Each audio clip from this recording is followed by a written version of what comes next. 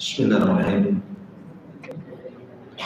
Assalamualaikum warahmatullahi wabarakatuh.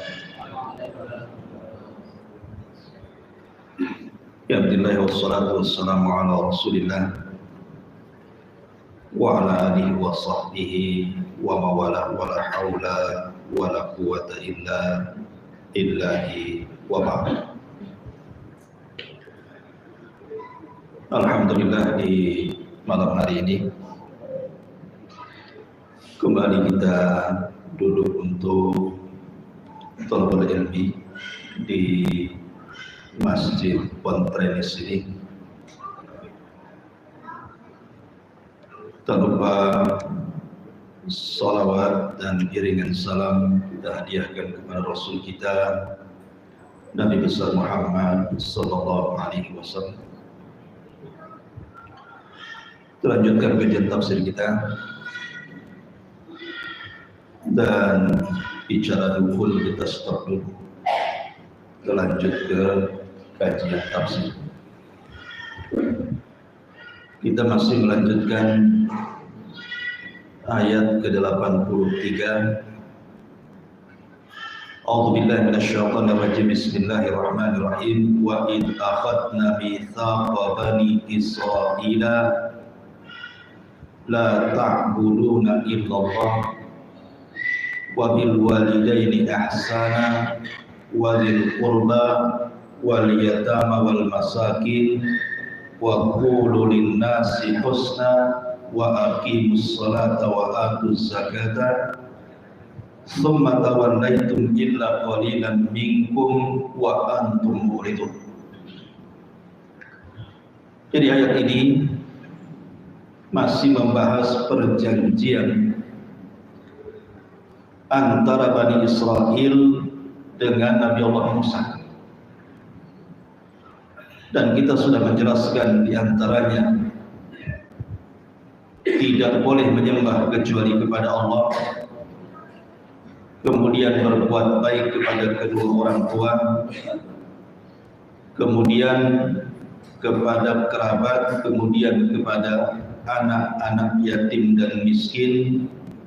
Maka malam ini kita akan membahas wa qulu linnasi husna, dan ucapkanlah kepada manusia dengan ucapan yang baik atau santun. Ma'asyiral muslimin yang dimuliakan Allah Subhanahu wa taala, kita tahu bahwa Islam itu bukan hanya mengajarkan akidah dan ibadah saja, tapi Islam juga mengajarkan akhlak. Dan akhlak itu yang paling tercermin adalah dari ucapan. Karena ini yang banyak memasukkan orang ke neraka. Sampai-sampai Mu'adz bin Jabal radhiyallahu anhu ketika berdialog dengan Nabi sallallahu alaihi wasallam, apakah lantaran lisan-lisan kita ini wahai Rasul kita akan masuk ke dalam jahannam? Maka Rasul mengatakan, sakilatka ummuka ya Mu'adz, celaka wahai engkau wahai Mu'adz. Wa hal yakubbun nas fi nari jahannam illa hasaidu alsinatihim. Bukankah kebanyakan manusia, kata Rasul, masuk neraka jahannam itu karena hasil lisannya? Karena dari seluruh anggota badan kita yang banyak melakukan dosa itu lisan. Makanya Nabi SAW selalu menasihati soal menjaga lisan dan afatul lisan, bahaya lisan. Ma'asyiral muslimin yang dimuliakan Allah Azza wa Jalla, terkadang ucapan manusia karena lidah ini tak bertulang, terkadang tidak terkontrol sehingga menyakiti manusia. Lah orang yang disakiti itu terkadang dia sakit. Terkadang dia mati pelan-pelan.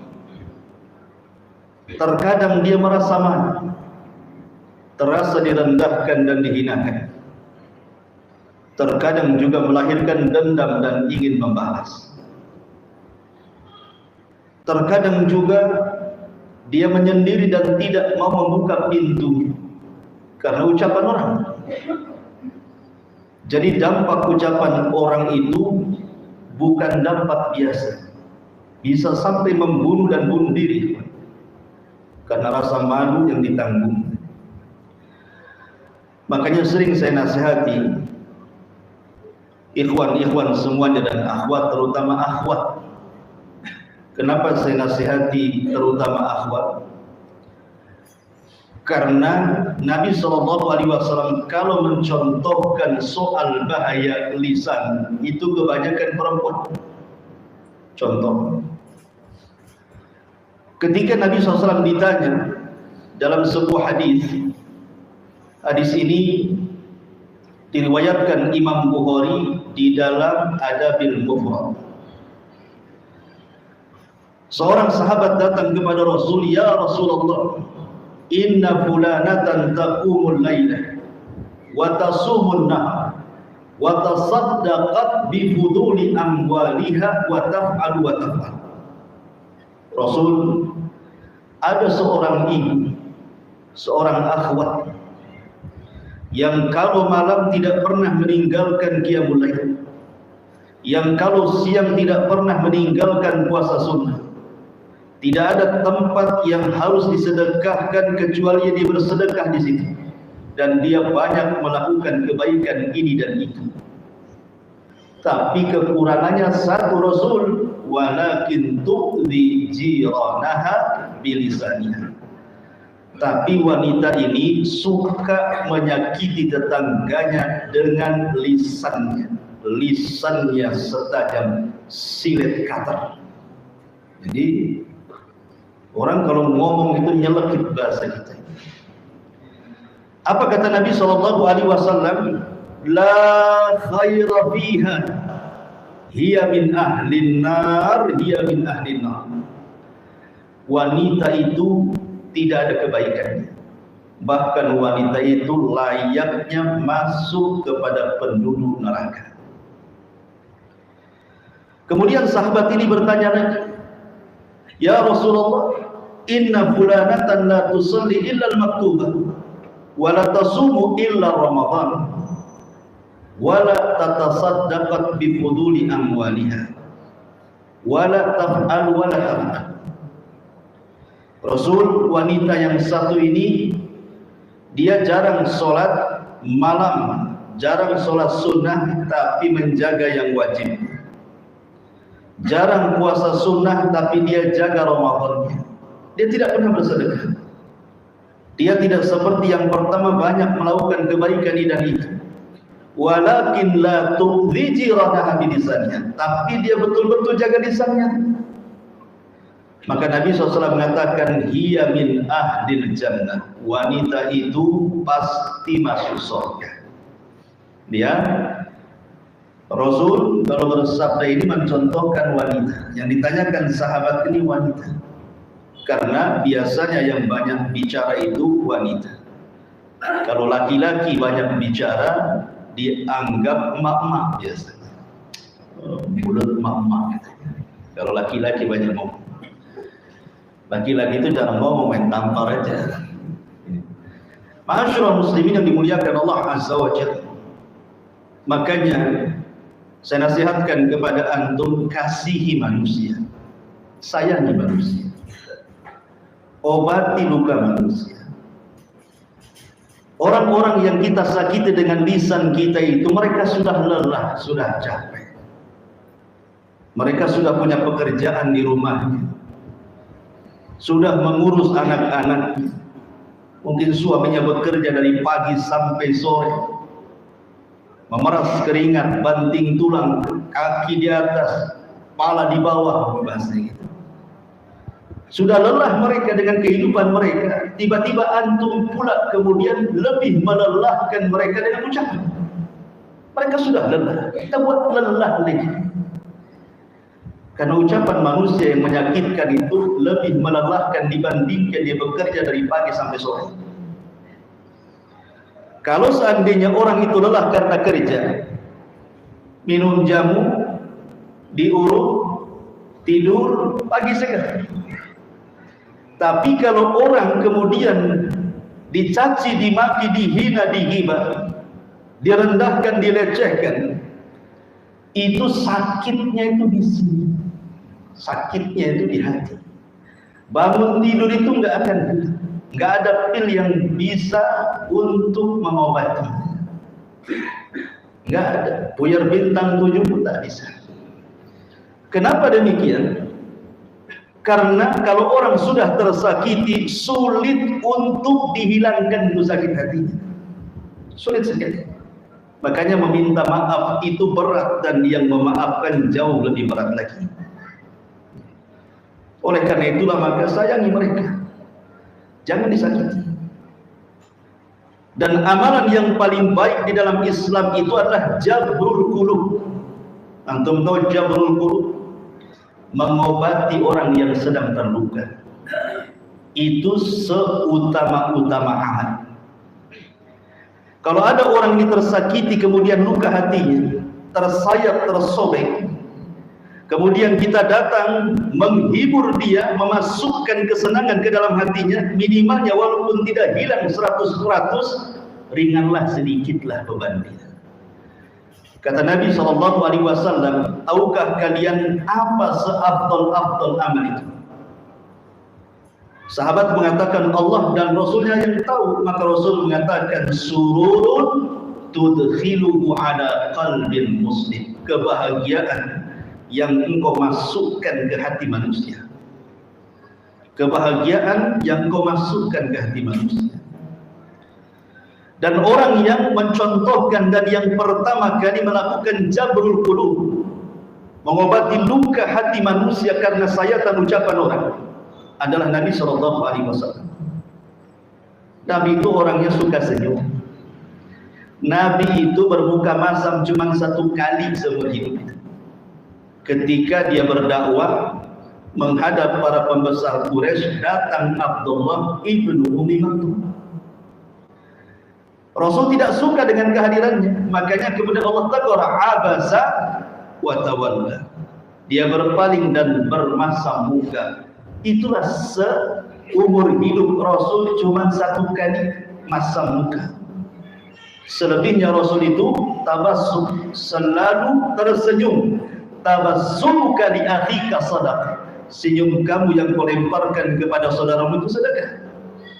Kalau kita terbalik, lebih banyak masam mukanya dibandingkan senyumnya.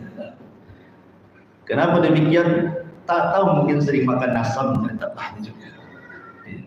Ma'asyiral muslimin yang dimuliakan Allah Azza wa Jalla, ada 1 kisah yang menarik. Kisah ini diriwayatkan Imam Bukhari dari Anas ibn Malik radhiyallahu anhu.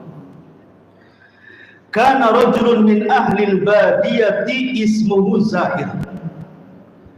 Dari Anas bin Malik radhiyallahu anhu, ada seorang laki-laki dari penduduk Baduy namanya Zahir.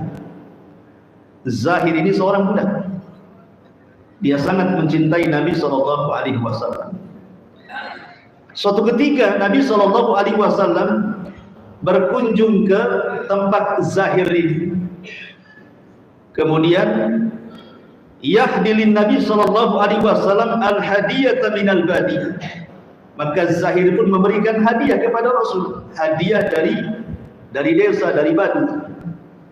Dan Nabi SAW tidak pernah menolak hadiah. Rasul itu hanya menolak sedekah. Kalau hadiah diterima. Kalau kita main embat saja, mau sedekah, mau hadiah, mau dompet nemu di jalan. Jadi akhirnya kemudian suatu hari Nabi SAW itu tidak pernah melupakan kebaikan orang. Lain dengan kita, selalu melupakan kebaikan orang. Sudah ditolong, pinjam hutang, dihutangi, itu kan kebaikan. Harusnya kita balas, kembalikan uang itu kan. Ini tidak. Yang garang yang hutang dibandingkan yang dihutangi. Lebih garang dia soalnya punya duit. Jadi manusia yang paling tahu kebaikan orang itu adalah Nabi. Jangan pernah melupakan kebaikan manusia siapapun, apalagi dia seorang pendakwah agama yang sudah memberikan ilmu kepada antum. Doakan mereka. Ustaz-ustaz yang pernah mengajarkan ilmu kepada antum, kalau mereka masih hidup kita katakan hafizahumullah, semoga Allah menjaga mereka. Kalau mereka sudah meninggal, rahimahumullah, semoga Allah merahmati mereka. Jangan sombong. Akhirnya kemudian Nabi SAW ingin datang ke rumah Zahir. Dicarinya Zahir tidak ada. Rupanya Zahir sedang di pasar, sedang ke pasar. Kemudian orang-orang beritahu Zahir ada di pasar Nabi. Rasul pun ke pasar. Maka tahu bahwa satu pasar, siapa yang tidak kenal Nabi Sallallahu Alaihi Wasallam. Rasul seorang yang dihormati, tiba-tiba melihat Zahir. Zahir ini orang yang kecil, mungkin bahasa kitanya cebol gitu, kecil. Tiba-tiba dipeluk dari belakang. Orang-orang pun mentertawakan yang dilakukan Nabi Sallallahu Alaihi Wasallam, karena Zahir tidak tahu siapa yang memeluk di belakang. Tiba-tiba dia melirik sedikit, rupanya Nabi Sallallahu Alaihi Wasallam. Senang dia, maka Nabi Sallallahu Alaihi Wasallam kemudian memasukkan kesenangan kepada Zaid dengan bercanda. Apa kata Nabi Sallallahu Alaihi Wasallam? Man yashtari hadal abd, siapa yang mau membeli budak ini? Bercanda Rasul mengatakan seperti itu.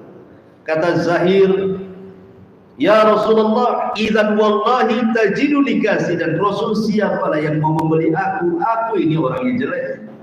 Tidak ada orang yang mau membeliku. Maka Nabi SAW mengatakan, bal anta indallahi ghalib.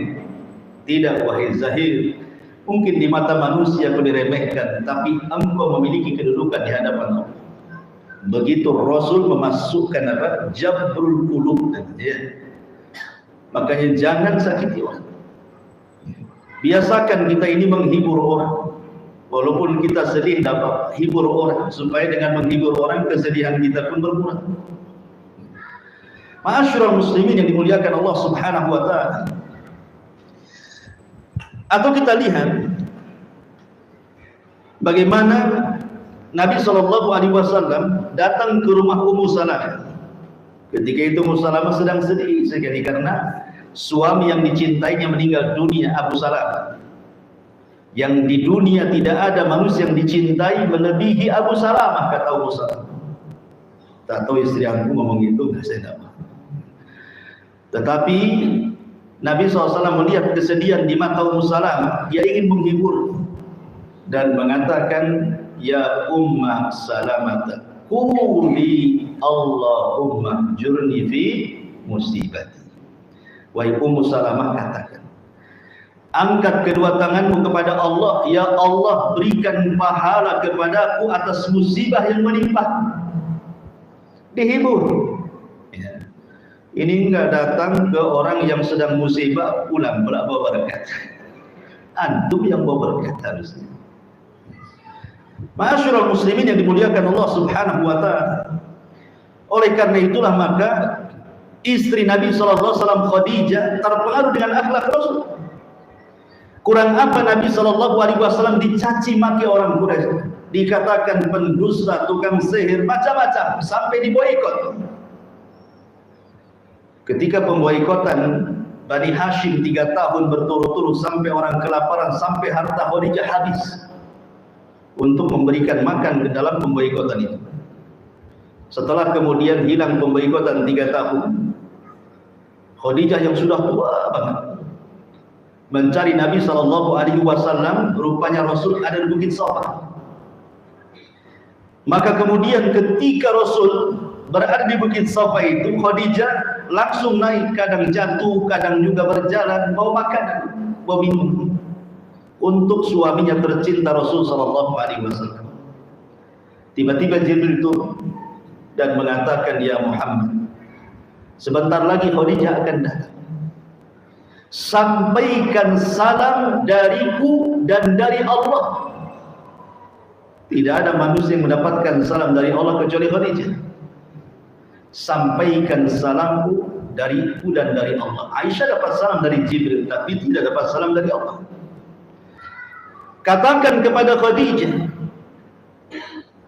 wa basyirha bi baitin la khasaba fiha wa la nasab. Sampaikan juga kepada Khadijah, dia akan mendapatkan istana di surga, di dalamnya tidak ada kelelahan dan tidak ada kebisingan, karena dia tidak pernah membuat bising suaminya. Lain dengan istri antum, sibuk bising, pulang bising, pergi bising. Makanya Khadijah tidak pernah berbuat bising kepada suaminya. Allah berikan rumah yang tidak ada kebisingan dan tidak ada kelelahan, karena Khadijah tidak pernah membuat lelah suaminya. Kemudian Khadijah melihat raut muka yang Rasul yang lelah menanggung risalah Allah Azza wa Jalla. Sanulki alika qaulan tsaqila, yang menyampaikan risalah yang sakil, yang sangat berat. Dipeluknya Rasul, kemudian Khadijah pun membisikkan di telinga Nabi agar ingat akan nasihat Waraqah ibn Naufal, bahwa siapapun yang membawa apa yang kau bawa pasti akan disakiti.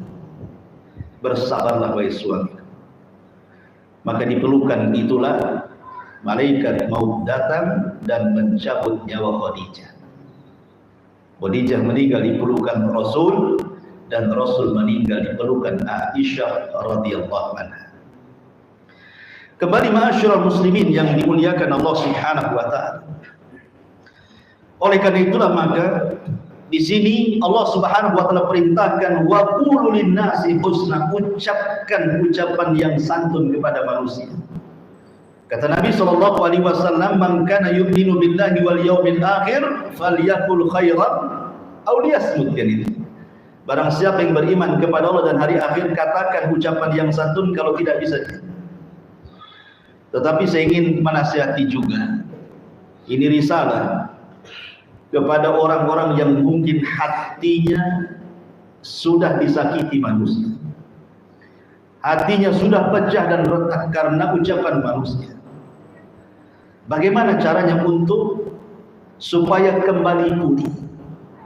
Terkadang orang-orang yang disakiti itu, ikhwatu fiddin yang dimuliakan Allah Azza wa Jalla, bisa bertahun-tahun dia tidak sembuh dari ucapan manusia itu.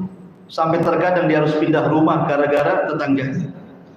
Bahkan harus pindah kota karena tidak mau. Bahkan harus masuk rumah sakit. Bahkan harus kemudian dia menanggung malu dan begitu seterusnya. Kalau seandainya kita ini anggaplah orang atau korban yang disakiti manusia, kira-kira apa yang harus antum lakukan? Di sini ada beberapa kaidah. Yang pertama, sampaikan kepada istri antum. Karena yang suka sakit hati kan suami perempuan biasanya. Laki-laki jarang sakit hati. Laki-laki sakit jantung biasanya. Jadi yang pertama, ini kaidah. Campakkan ucapan manusia, biarkan manusia bicara, karena mereka tidak akan diam karena kita. Sejak diciptakan manusia yang namanya Adam dan Hawa, manusia itu sudah bicara. Bukan sekarang-sekarang saja bicara itu. Sejak zaman Adam manusia sudah bicara. Dan Allah ketika menciptakan manusia bisa bicara, bukan berarti kemudian orang itu diciptakan bisa bicara, bicaranya itu untuk membicarakan kita semua. Tidak. Sekali-kali saja membicarakan kita, lebihnya membicarakan orang. Mungkin lagi kesel aja dengan kita, dia bicara dengan kita kan. Tapi Allah tidak menciptakan dia bisa bicara untuk kita kan. Memang manusia sudah bicara. Maka jangan pernah kemudian menyetop manusia untuk diam karena kita. Manusia akan tetap bicara. Sampai kapanpun mereka akan bicara. Karena manusia diciptakan untuk bicara masalahnya.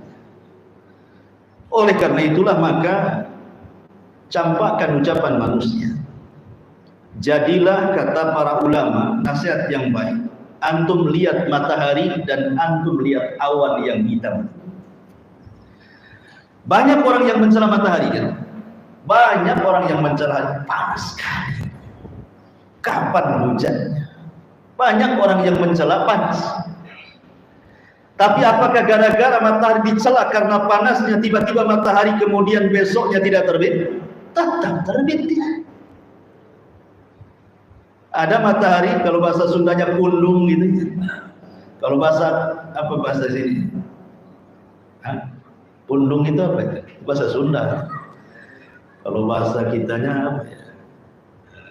Kecewa gitu. Gara-gara ucapan orang nggak mau terbit lagi dia. Kalau bahasa kita nggak mau berkawan lagi gitu. Jadi atau kita melihat awan hitam. Ada orang yang mencela hujan kan? Asik hujan saja, nggak bisa caci maki hujan. Ada kok sebagian orang awam itu yang hujan pun dimaki dia. Tapi apakah gara-gara kemudian hujan akhirnya dimaki, kemudian besoknya tidak hujan dan seterusnya tidak hujan? Tidak, juga tetap aja dia hujan. Maka jadilah matahari dan awan. Kalaupun antum dicaci maki, biarkan saja. Sampai kapanlah orang itu mencaci maki kita? Manusia itu akan bicara, biarkan dia bicara. Sesuka dia, biarkan dia bicara. Ada satu kisah, memang kisah ini disebutkan di dalam riwayat, diperselisihkan oleh para ulama. Kisah ini lebih dekat ke lemah dibandingkan ke sahih. Ketika Allah Subhanahu wa taala mengatakan ya ayyuhalladzina amanu la takunu kalladzina adaw Musa fabarra'ahu Allahu mimma qalu wa kana indallahi wajiha. Wahai orang-orang yang beriman, janganlah seperti orang-orang yang menyakiti Nabi Musa dengan lisannya. Maka Allah Subhanahu wa taala melepaskan ucapan-ucapan itu menyelamatkan Nabi Musa dan Allah berikan kedudukan yang tinggi Musa di hadapannya. Ikhwan, Nabi Musa itu nabi yang paling masyhur dari nabi-nabi Bani Israel. Tidak lepas dari cacian Bani Israel. Dia nabi yang paling banyak dimaki sama Bani Israel.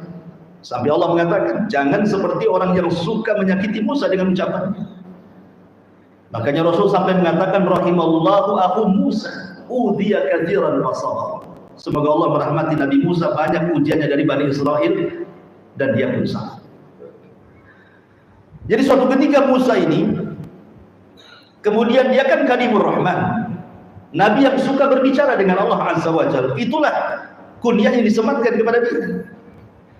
Jadi dia mengatakan kepada Allah Subhanahu wa taala, Ya Rabb, innan nas yaquluna fiyya ma laysa fiyya. Ya Rabb, manusia ngomong macam-macam tentang diriku padahal aku tidak pernah memiliki apa yang mereka katakan. Tolong lepaskan dari keburukan mereka. Apa jawaban Allah Subhanahu wa taala? Ya Musa, lam aj'al dzalika li nafsi fa kaifa aj'aluhu laka. Ya Musa, jangan lagi dirimu, aku pun tidak selamat dari celaan makhluk.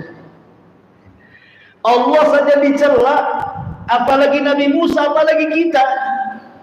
Allah dikatakan salisu salasa, satu di antara tiga Tuhan. Allah Subhanahu wa taala dikatakan bakhil oleh orang-orang Yahudi. Mereka mengatakan innallaha fakir wa nahnul aghniya. Allah itu fakir, kami yang kaya, kata orang Yahudi. Aku saja loh tidak lepas dari celaan makhluk. Apalagi kamu, katanya. Apalagi antum. Paham ya? Maryam, ibu-ibu dengarkan ya, di atas ke di bawah, samping kiri ke samping kanan, di mana-mana lah pokoknya ibu. Maryam itu wanita suci, tidak pernah keluar dari mihrabnya. Kerjanya hanya ruku, sujud, zikir, ibadah. Itulah Maryam. Tetapi wanita sesuci Maryam tidak lepas daripada tuduhan. Dituduhnya dia berzina, dan Isa anaknya dikatakan anak zina. Sampai sekarang orang-orang Yahudi menganggap Maryam itu berzina. Ummul Mukminin Aisyah radhiyallahu anha juga sama mendapatkan tuduhan kan dari siapa? Dari orang-orang munafik bahwa Aisyah berzina dengan Safwan ibn Mu'attil, sampai tersebar tuduhan zinahnya Aisyah dengan Safwan padahal tidak benar di seantero kota Madinah. Kalau saat itu ada WhatsApp, kalau saat itu ada Instagram, kalau saat itu ada YouTube, mungkin akan dibuat media oleh orang-orang munafik untuk disebarkan berita hoax. Kalau sekelas Aisyah radhiyallahu anha, Maryam tidak lepas dari celana, apalagi emak-emak di atas, lebih lagi dicela. Jadi campakkan ucapan manusia, jadikan ucapan manusia seperti ghubar. Tahu ghubar?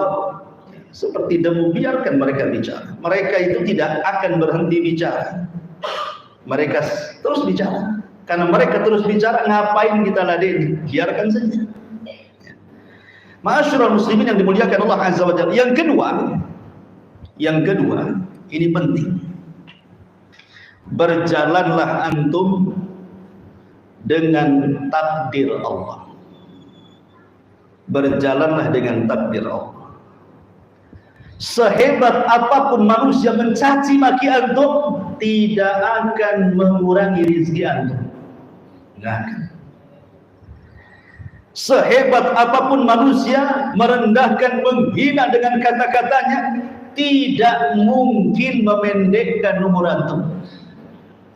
Contohnya, Nabi SAW dicela oleh pamannya Abu Lahab.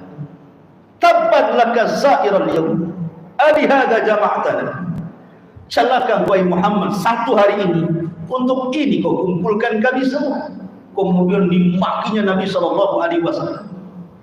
Itu dari Abu Lahab. Belum dari Abu Jahal. Mengumpulkan orang. Kira-kira yang layak tuduhan kepada Muhammad itu apa? Muncullah kalimat sahir, muncullah kalimat kahin, muncullah kalimat syair, muncullah kalimat majnun, dan begitu seterusnya. Tiba-tiba terjadi perang Badar. Siapa yang wafat duluan? Abu Jahal mati duluan. Yang mencela Nabi, dia yang wafat duluan. Abu Lahab mati duluan. Musuh-musuh Nabi yang mengatakan kau gila, kau tukang sihir, kau ini, mati semua di perang Badar. Rasul masih hidup. Jadi berjalan dengan takdir Allah Azza wa Jalla. Celaan manusia tidak mengurangi umur kita. Biarkan. Seserah mau mencela. Dan juga tidak mungkin mereka mengambil rezeki kita. Karena biasanya orang yang mencela itu karena dia tidak punya yang kita miliki, makanya kita dicelanya. Kalau dia memiliki yang kita miliki, tentu tidak akan mencela karena buruk akhlak. Orang-orang yang mencela kita itu karena dia tidak memiliki apa yang kita miliki, makanya dicela kita ini. Nabi SAW dicaci maki oleh orang Mekah sampai hijrah ke Madinah. Belakangan dia yang membuka kota Mekah. Balik lagi kepada Nabi. Siapa lagi? Nabi Musa alaihi salatu wassalam terusir dari Mesir, kemudian sampai ke Madian, balik lagi dia ke Mesir dan membawa Bani Israel. Begitulah manusia itu, tidak lepas dari takdir. Dia ngomong begitu kepada kita, memang sudah takdirnya. Biarkan seperti itu dia ngomong, tidak perlu ditanggapi, mungkin takdirnya seperti itu. Kenapa Allah Subhanahu dalam Al-Quran mengatakan ketika bercerita tentang seburuk-buruk suara dalam surah Luqman, apa kata Allah? Inna angkarul aswat la sautul hamid.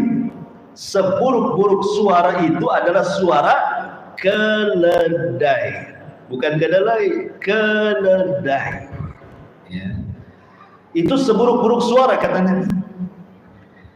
Allah yang menciptakan keledai.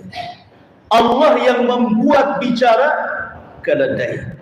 Allah yang mengatakan seburuk-buruk suara keledai. Apa maksudnya? Allah yang menciptakan keledai. Allah yang menciptakan suara keledai. Allah pula yang mengatakan seburuk-buruk keledai. Jadi kalau ada orang yang buruk ucapannya, dia yang menciptakan Allah. Ya kan? Dia pula yang menciptakan manusia bisa bicara. Kemudian berbuat buruk kepada kita dengan ucapannya, maka Allah mengatakan dia orang yang seburuk-buruk manusia. Jadi ada orang-orang itu kayak keledai. Jadi kalau ada orang yang mencaci maki antum, siapa dia? Keledai gitu. Gitu ya. Paham ya? Jadi tenanglah kita ini. Ya, tapi jangan pula antum dikeledai-keledaikan. Dasar keledai enggak gitu. Ini saya menceritakan. Ya, sudah anggap saja, biarin saja. Tapi antum berjalan dengan takdir. Tenang antum kalau berjalan dengan takdir. Sebelum dia mencaci maki kita, loh, sudah ditulis 500 tahun sebelum Allah menciptakan langit dan bumi bahwa dia akan mencaci maki kita. Lalu apa masalahnya? Antum akan menyetop. Dia tidak bisa mentakdirnya hari itu dia harus ngomel sama antum. Makanya tenang hati antum di sini. Ini yang kedua. Yang ketiga, pandang sejarah Nabi. Apa sih musibah yang antum rasakan itu? Semua pernah dialami Nabi. Apa? Antum dicaci maki, Nabi dicaci maki. Bahkan mungkin lebih. Antum belum pernah dilempari batu, Nabi sudah dilempari batu. Antum belum pernah dilempari kotoran, Nabi sudah dilempari kotoran. Antum belum pernah diletakkan duri-duri depan rumah, Nabi sudah letakkan duri depan rumah. Dia sekarang beling atau paku gitu. Biasanya paku itu ditaruh di jalan-jalan sama bengkel tambal motor. Kalau tidak jujur itu.